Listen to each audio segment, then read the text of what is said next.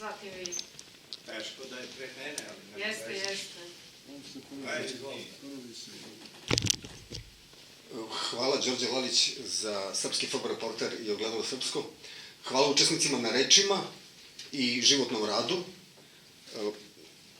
Jedno retorsko pitanje, kao uvod.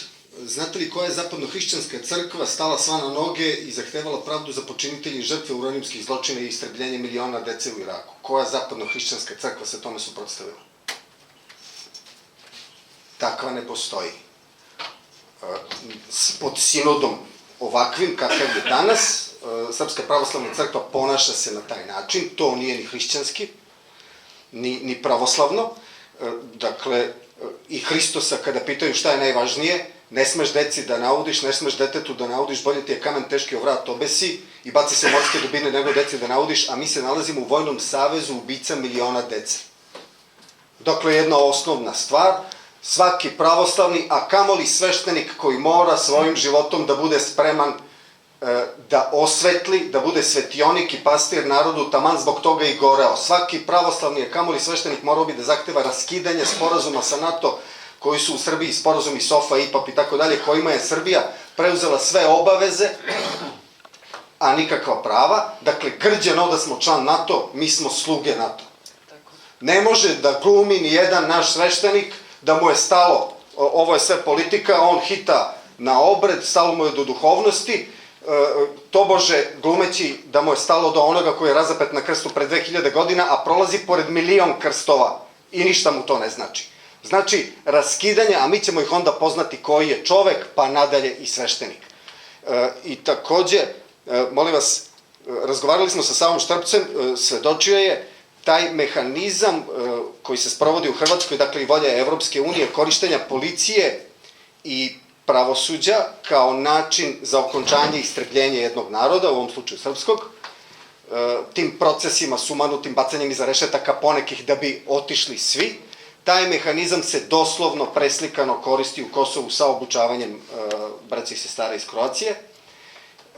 I to okončanje istrebljenja Srba na Kosovu i Metohiji, tome smo najsatanskiji deo svega, jer režim u Beogradu pre 10 godina Briselskim sporazumom dao svoj blagoslov istrebljenju Srba na Kosovu i Metohiji. I tu ponovo smatram da smo dužni, jedan simbol pokazuje tu volju koji je Evropske unije i NATO-a za okončanje istrebljenja Srba na Kosovu i Metohiji.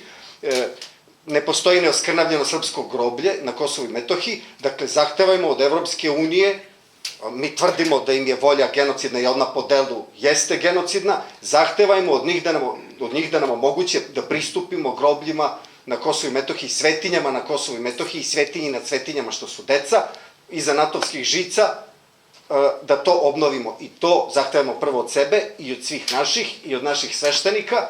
I takođe, molim vas, treće, ne može onaj koji je pretio da će 100 muslimana da pobije za jednoga Srbina, ne može takav, taj niti je Srbin, niti je pravoslavni, niti je naš, nije naš, nego je njihov, ne može takav da nosi odličje Svetoga Save. Ne mogu kao sveštenika da poštujem nikoga više nego što su oni poštovali Svetoga Savu kada su ga veleizdajniku, orden Svetoga Save veleizdajniku okačili na grudi.